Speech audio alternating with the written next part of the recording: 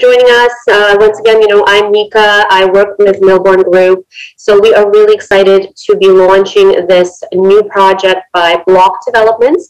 We will have the floor plans and pricing releasing tomorrow, and then the worksheet portal will be opening up on Friday. So you already have access to the marketing materials in the broker portal through Jessica. If you need anything, she's your go-to person, but we will have more available starting tomorrow, and then you can start connecting with your clients and getting them, getting them to submit worksheets. There are no pre-allocations for this project, so don't worry if you have the worksheets and solid clients. We will be allocating based on what you submit, not just giving people several units to hold without, if they don't have the worksheets for them. So that being said, I'm going to get started with my presentation. I'll do a share screen for you guys, and we'll talk about the builder. We'll talk about the location, and finally the building itself. If you have any questions, feel free to throw them into the chat and we'll address them all at the end of the presentation. So so this is going to be the Groove Urban Condominiums. This is another exciting project by Block Developments. For those of you who have previously worked on either 57 Block or Seville on the Row, or both works in Whitby, or even Junction just last month, you would be familiar with them already. For those of you who are not, they are the second generation of Lantserra. So the CEO of Block Developments, Ryan Fenton, is the son of Barry Fenton, who is the CEO of Lantserra. And Barry is very often on the appointments and meetings for Block Developments. They're coming from a family that is very well connected in the industry, that have a wealth of experience. So he has developer blood in him. Both of his partners do too, and they also come from developer background to form Block Developments. The architects are going to be Raw Architects, and we will have Tomas Pearce as the interior design for this project. So a very solid team behind this development here. So for those of you who are joining us, welcome. My name is Mika. I'm with Melbourne presenting the Groove Condos. So we'll be bringing this out just tomorrow with pricing and floor plans, and on Friday with a worksheet portal. So Groove Condos will be coming to the St Clair and Bathurst area. We won't, however, be right on a noisy, busy intersection. We will be tucked away just a minute or two walking distance up Vaughan Rd on the east side. The nice thing about that, of course, is you are 2 minutes walking distance to the streetcar line. You are 5 minutes walking distance to the St Clair West subway station. You are so close to a plethora of restaurants and shops that line the St Clair Avenue West, but you do not have to be subjected to all the noise of the traffic under your windows when you come back to your home. The assets of this neighborhood, of course, you've got the ravine here, Cedarvale ravine with 15 trails. That is a great place to enjoy in the summer. You're only about, a short walk, maybe 5 minutes walk away from there. If you get on the subway, you can easily get one station up to the Eglinton West Crosstown LRT line, and quick access to the Yonge and Eglinton Employment Center. If you get onto the same subway line and go 2 stations down, you're at St George Station. You will be at the University of Toronto campus, and then you will be at Queen's Park. You're 7 minutes to Yorkville. You're 7 minutes to Summerhill and Rosedale. 5 minutes to Forest Hill. So you've got all these affluent, high price tag neighborhoods surrounding you without having to pay the same amount of money to be near them and enjoy the amenities that they offer. Nevertheless, this area itself, it does check all the boxes, both in terms of transit, in terms of value, in terms of amenities and infrastructure, and I will show you why in just a moment. So if we go back to my slideshow here, technical issues, there we go.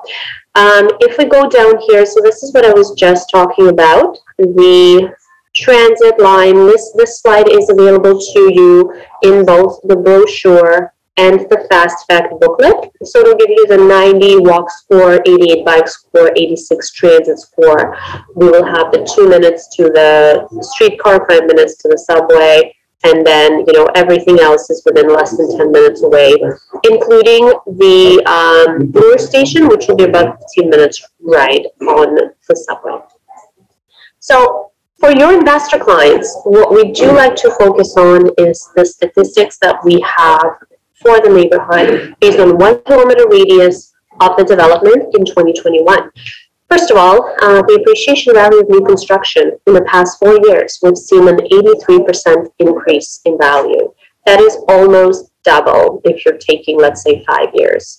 22% of that appreciation happened during the midst of the pandemic between 2020 and 2021. So what that shows your clients, especially your investors, is how resilient this neighborhood is, even during some of the worst years in real estate and in business, when, you know, we had the lockdowns and people were losing their jobs.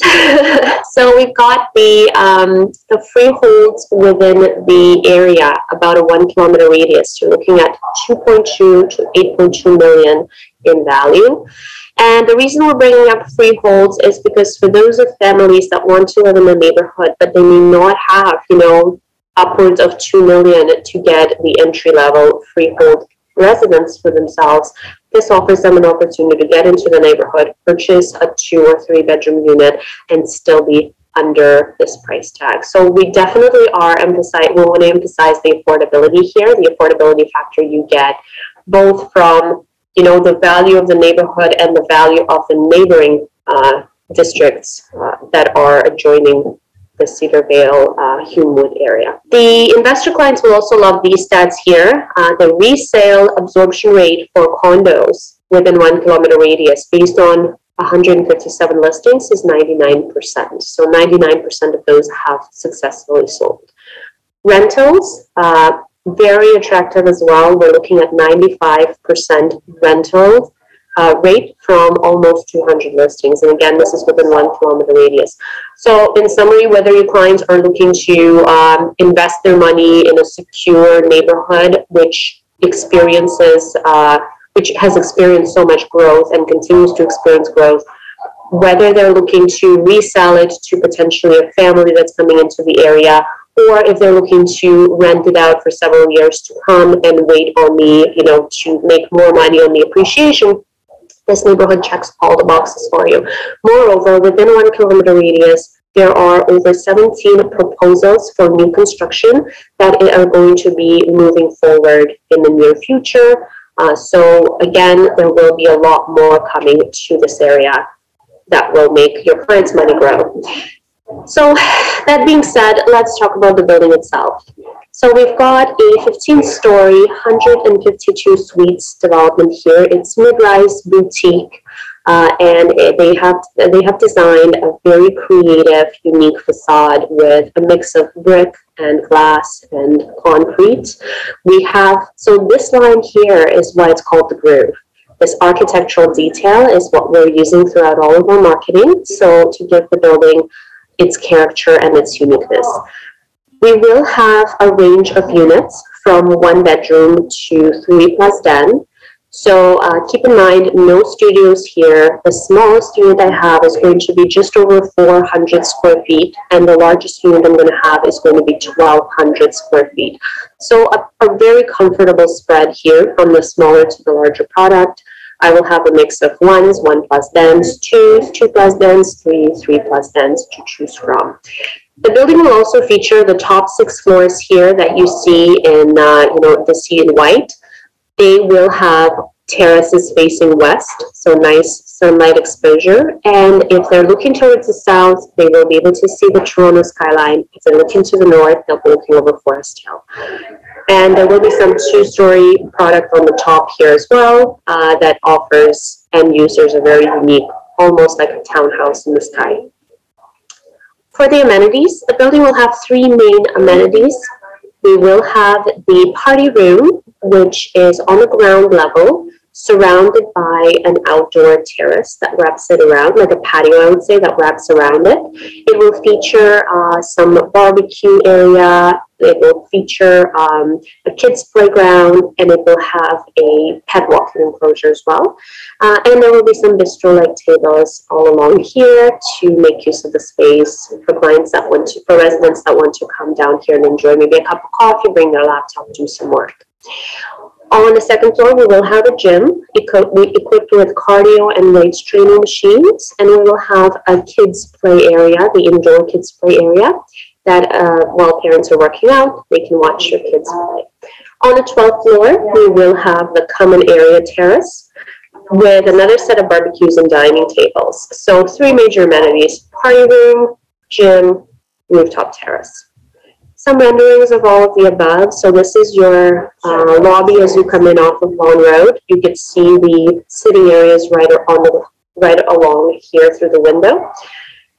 The party room, so very, very quirky design, very, very hip, trendy. As you can see, they have all these, you know, unique chairs here. They're going to have the party room with billiards tables. They're going to have the dining area in the middle with a bar and a fireplace lounge. You can't see the fireplace on this rendering, but it is there. It's just on the wall that we're looking from. Some other renderings in the portal will feature it, but you'll be able to see it. Gym, so then all the equipment here, you've got the kids play area in the back, and you've got these glass walls so that the kids can play and see their parents work out and vice versa. The terraces, so this is an example of the top floor terrace with another set of barbecues. These at the bottom here, you can see the private terraces that some of the units on the higher floors will be able to get. And in the background, you see the backdrop of the CN Tower and the downtown Toronto. Finally, the interiors. So Tomas Pearce designed interiors. We're going to have 9-foot ceilings with a smooth finish, engineered white plank laminate flooring with an option to upgrade to engineered hardwoods. We're going to have an optional kitchen island. We will have 3 color schemes for clients to choose from.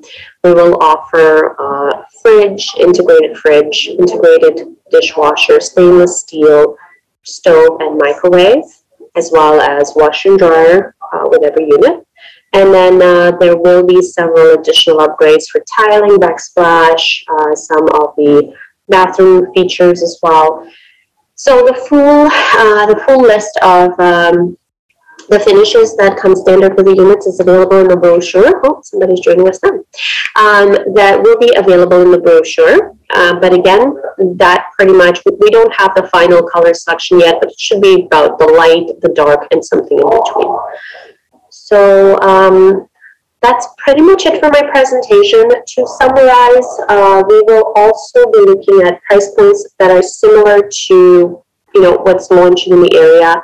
It'll probably be somewhere averaging at about $13.15 per square foot.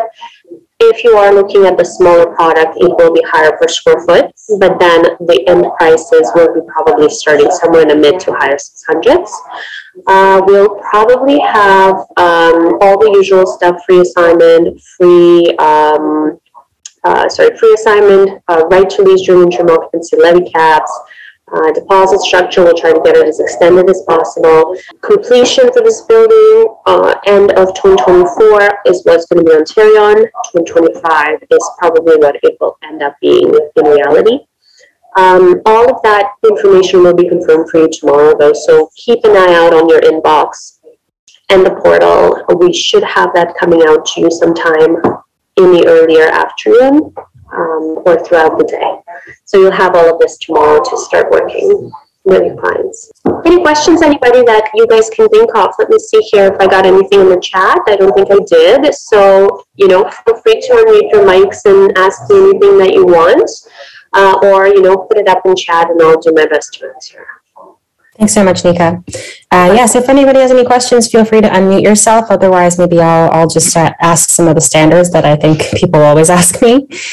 So I know you mentioned the $1,300 to $1,350 per square foot. Do you have a basic starting price that we can kind of?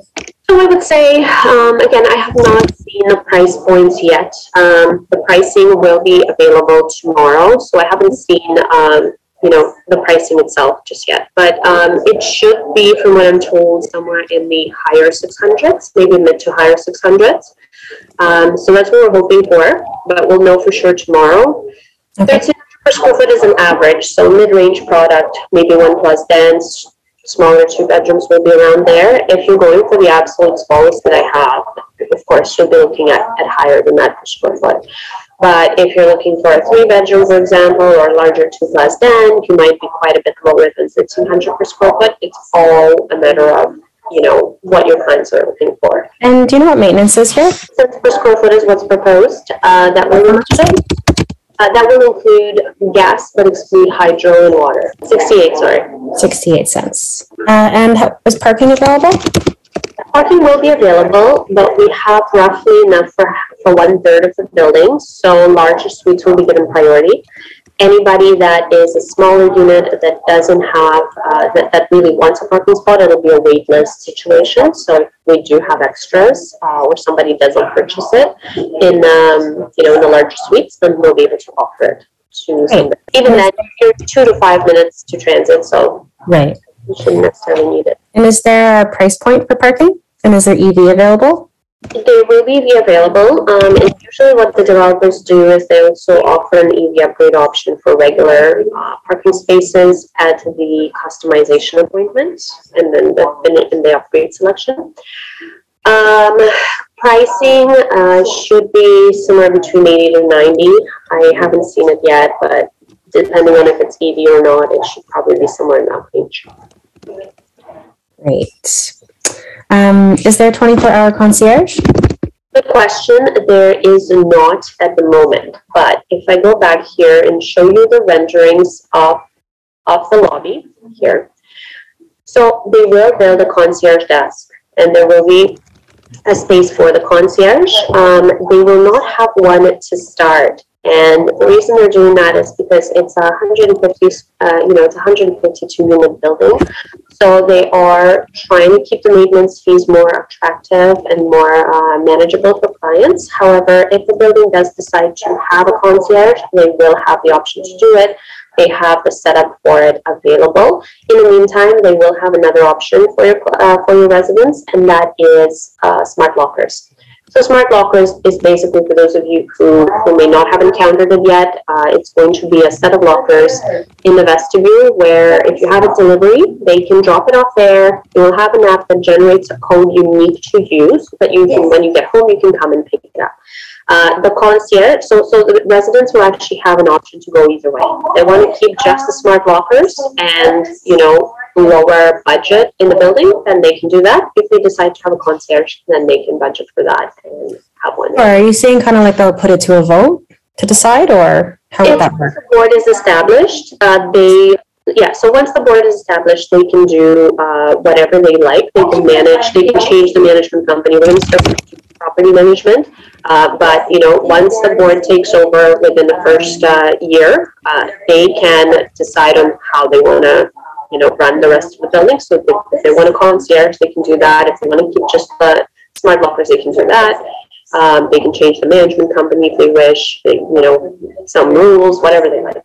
Interesting. Okay. And is it it must be a pet-friendly building. Pet wash, right? The enclosure, no pet wash that I know of, but there is a pet walking off leash. Pet walk. Okay. And is there a restriction as to how big the animal can be?